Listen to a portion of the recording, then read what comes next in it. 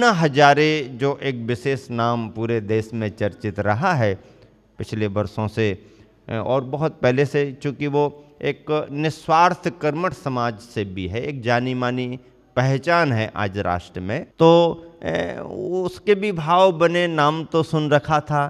कार्यकर्ताओं की भी कुछ आंतरिक मनोभावना रही कि ऐसे समाज से भी को यदि गुरुवर का कोई मार्गदर्शन मिले तो और भी इसके द्वारा बड़े काम हो सकते हैं। संयोजना कार्यकर्ताओं ने की होगी, उसके मन में भी अपना लगाव रहा होगा।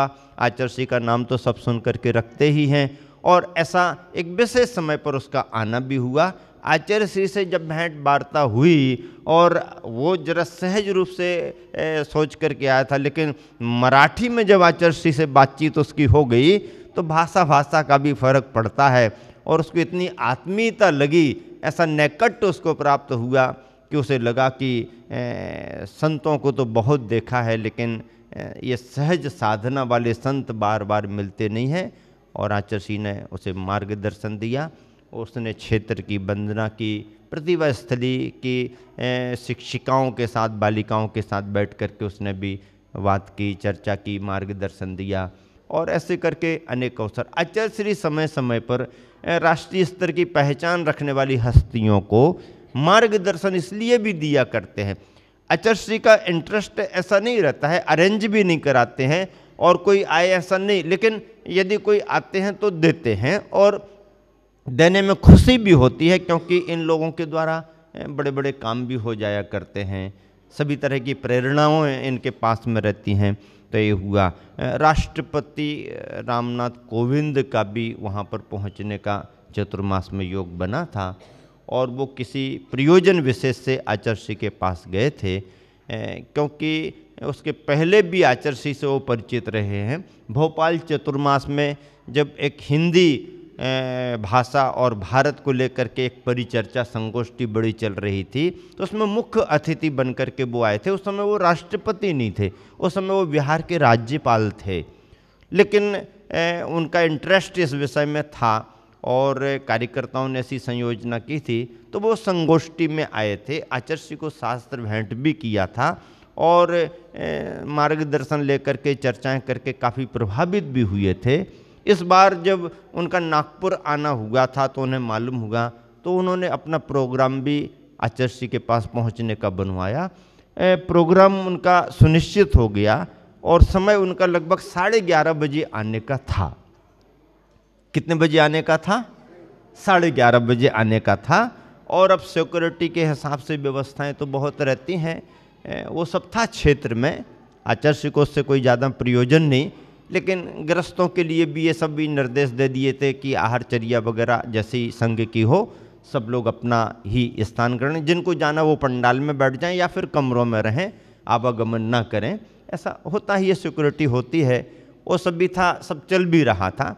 आचार्य श्री की भी चर्या वगैरह इतने समय तक हो ही जाती है। आचार्य श्री ने भी सोचा कि अंदर बैठेंगे तो भीड़ भाड़ बहुत रहेगी, इसलिए आहार के बाद पंडाल में ही क्यों ना बैठ जाएं तो सभी को लाभ मिल जाएगा और वहीं के वहीं बात भी हो जाएगी। सुनिश्चित समय पर उन्हें आना था। आचार्य श्री आहारचर्या आदि करके और बड़े पंडाल में जहाँ पर मंच था वहीं पर विराजमान थे ही। उनके आने में 10-15 मिनट का विलंब हुआ। वो भी नहीं चाह रहे थे कि किसी भी तरीके से विलंब हो, क्योंकि वो जानते हैं कि संत और संघ की चर्या महान होती है, समयबद्धता को लेकर के होती है, लेकिन फिर भी इतने बड़े सब उसमें आना उनका 10-15 मिनट कोई बड़ी बात नहीं। 10-15 मिनट लेट हो गए, कोई बात नहीं, आए। उन्होंने बड़े भक्ति भावों से जय जय जय गुरुदेव ऐसा करते, आप लोग तो लाइव देखते हो ना तो सब समझ में आ रहा होगा तो ऐसा ऐसा करके उत्साह से आचार्य श्री के पास गए, नमस्कार किया, आशीर्वाद लिया। आचार्य श्री भावनात्मक तरीके से आशीर्वाद देते भी हैं और जो भी जैसा रहा बहुत शॉर्ट में, और आचार्य श्री का बिल्कुल संकेत भी ऐसा रहा कि बिल्कुल शॉर्ट में होना, ज़्यादा समय नहीं है। और उन्हें लग रहा होगा कि अब आए हैं तो 10-20 मिनट तो आगे पीछे होता ही होता है, क्योंकि ये लोग उसके आदी भी होते हैं, लेकिन ऐसा कुछ हुआ नहीं। जो भी व्यवस्थाएं थी सभी रहीं। स्वागत सम्मान तो सब औपचारिकताओं में हो ही जाते हैं, लेकिन आचार्य श्री का आशीर्वाद लेते ही साथ इनको अपेक्षा थी कि आचार्य श्री कुछ प्रवचन देंगे, कुछ सुनाएंगे, समझाएंगे, कुछ बातचीत करेंगे।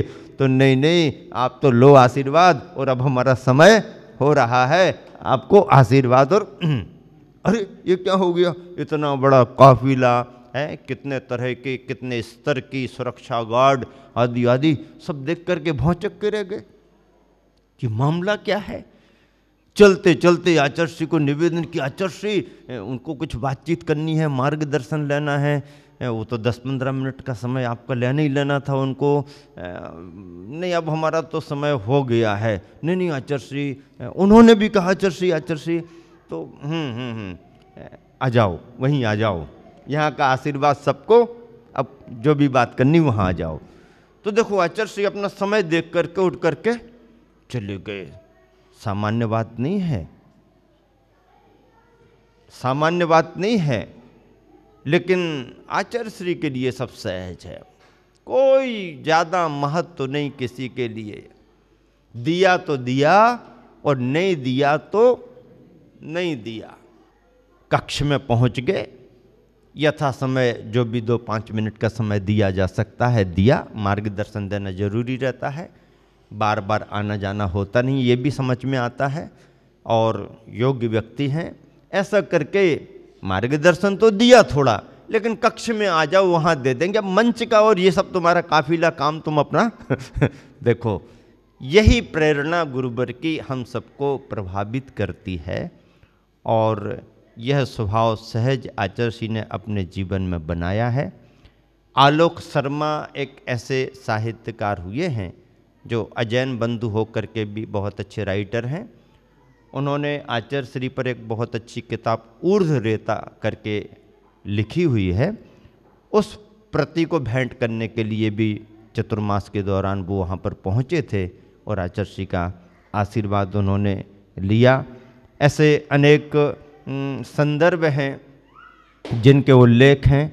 चतुर्मास लंबा होता है, पर्वराज पर्यूषण होते हैं, क्षमा बानी होती है, और भी अनेक अवसर आते हैं। गुरुवर को प्रयोजन तो कुछ रहता नहीं है, लेकिन शरद पूर्णिमा कह करके लोग याद भी दिला देते हैं, और लोग कहने लगते हैं तो आचार्य श्री को याद आ जाता होगा शरद पूर्णिमा। जैसे अभी पिछले दिनों में कह रहे थे, दो ऐसे महान, इतने पुराने, इतनी दीक्षा लेने वाले, और दोनों का जन्म भी तो शरद पूर्णिमा का है, आदि आदि। तो शरद पूर्णिमा याद दिला देते हैं। आचार्य श्री को कोई प्रयोजन नहीं, फिर भी श्रद्धालु जन करते हैं, करना भी चाहिए। व्यक्तित्व को लेकर के गुणगान होना भी चाहिए, आदि आदि कार्यक्रम हुए। मोहन भागवत आज के समय में एक इतने बड़े संगठन के प्रमुख हैं, आरएसएस के प्रमुख हैं। मोहन भागवत अपनी सेवाएं इतने बड़े संगठन के साथ देश को दे रहे हैं। उनके मन में भी कई बार भाव आया है, और वो एक बार नहीं, कई बार 2-3 बार आचार्य श्री के पास में सहज भाव से पहुँचे हैं। आचार्य श्री के व्यक्तित्व को वो जानते हैं, बहुत निकटता से जानते हैं, मार्गदर्शन भी लेते हैं, और रामटेक में भी वह पहुँचे हैं और उन्होंने मार्गदर्शन लिया है।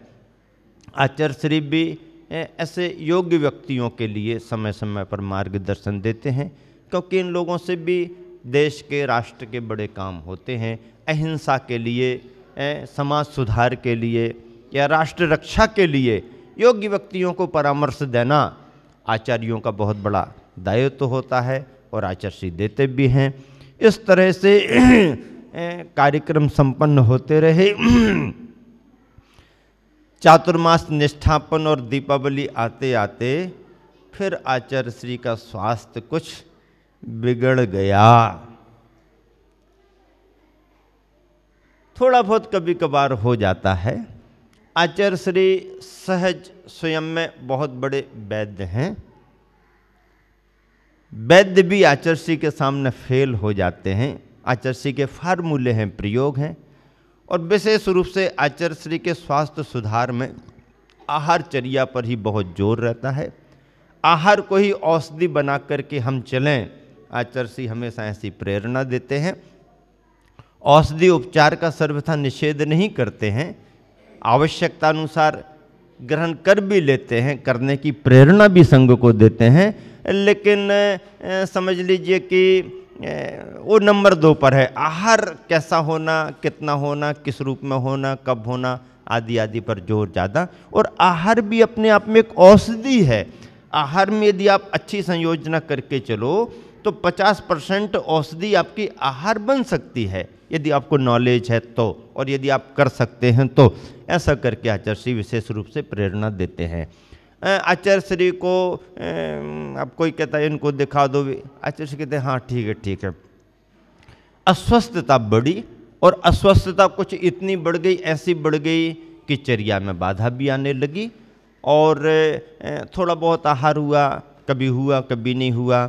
आचार्य श्री प्राय करके जब भी बुखार उखार आता है या कुछ प्रकृति विरुद्धता मौसम को लेकर के होती है तो उपवास वगैरह करने में बहुत विश्वास रखते हैं, और प्रारंभ आचार्य श्री उपवास करने से ही कर लेते हैं। अब वो सिद्ध फार्मूले हैं उनके, और उनका ऐसा कुछ चलता भी है और उन्हें उसमें सफलता भी मिलती है। तो आचार्य श्री ने उपवास वगैरह कर लिया।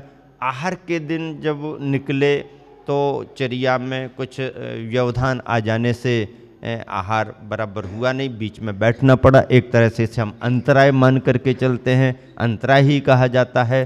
तो अंतराय हो गया, उपवास हो गया, अंतराय हो गया। अब तो चिंता का विषय हो गया संघ के लिए। अस्वस्थता पहले से है, आहार चर्या पर पहले से भी आचार्य श्री ने बहुत कम कर दिया है, और वैसे भी कम है, और अस्वस्थता में थोड़ा और कम कर लेते हैं। फिर उपवास हो गया, और फिर उपवास के बाद आहार अच्छा नहीं हुआ, अंतराय हो गया, चिंता का विषय बन गया। लोग बहुत सावधानी सतर्कता से करने की तैयारी में थे, लेकिन संघस्थ महाराज जियों ने भी अच्छी वैयावृत्ति की, सभी ने।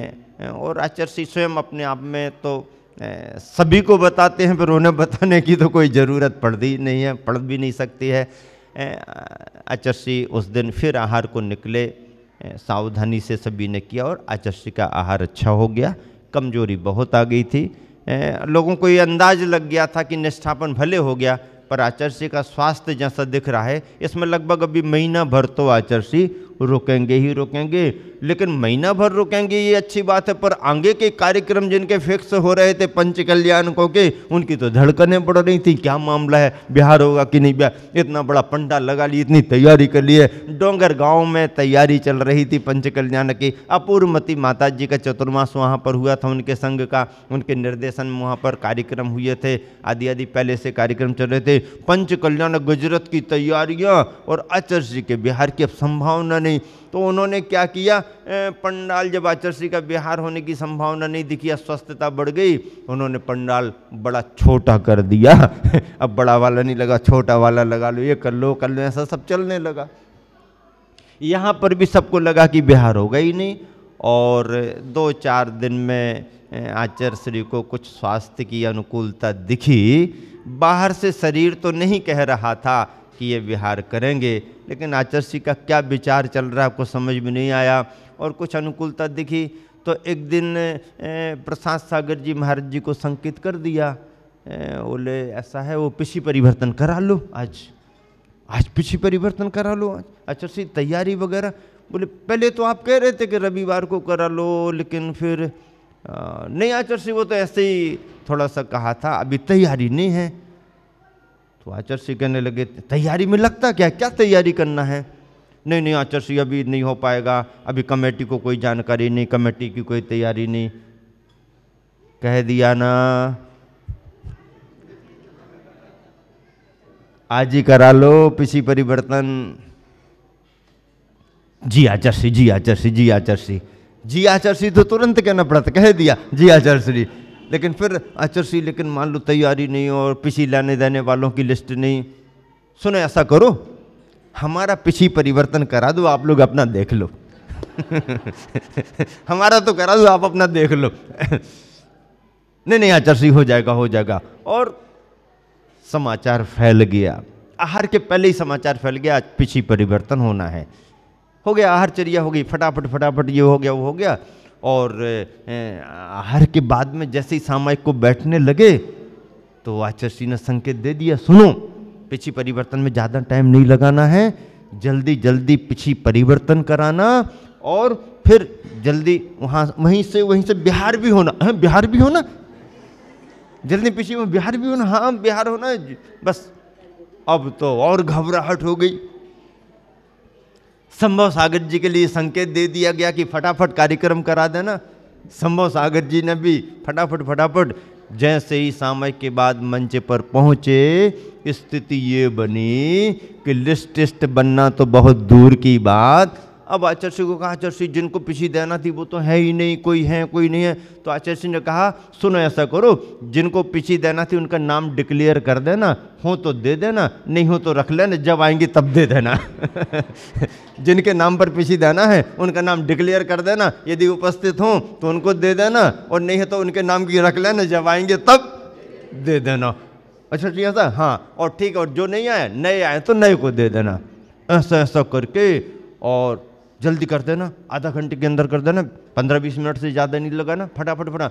और शायद ऐसा कभी कहीं हुआ नहीं होगा जैसा वहाँ पर हुआ रामटेक में।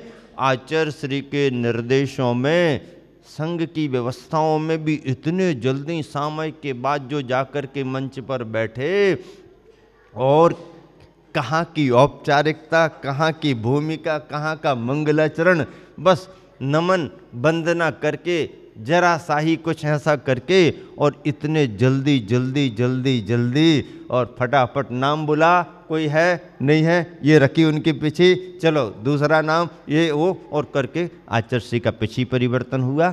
आचार्य श्री की पिछी वैसे लेने के भाव तो सभी लोग रखते ही हैं, लेकिन उस समय उस वर्ष में भरतेश नायक नानक चंद जी ऐसा करके कुछ नाम है, उस युवा के लिए मिली।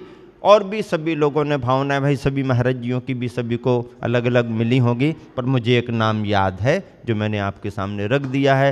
वहाँ पर कमेटी वालों में रमेश मोदी जी हैं, सत्येंद्र जी हैं, अभी बहुत अच्छे से वो पंचायत के अध्यक्ष भी हैं शायद, ऐसा। और भी सभी कमेटी के लोगों का नाम सभी समय समय पर आता रहता है, सभी की संयोजना है। नागपुर वालों के द्वारा ही सारी व्यवस्थाएं वहाँ पर संचालित होती हैं, सभी लोग लाभ लेते हैं। तो ऐसा करके संभव सागर जी तो उस समय ऐसा बोले आचार्य श्री में क्या बताऊं, हमने तो मैच बहुत प्रकार के देखे हैं, और टेस्ट मैचों में तो बहुत लंबा समय लगता था, वो भी मैच हो जाते हैं, और फिर उसके बाद में वनडे मैच भी होते हैं, लेकिन उसके बाद अब और शॉर्टकट में 2020 भी होने लगा, लेकिन ये तो 2020 में ये तो 10-10 हो गया।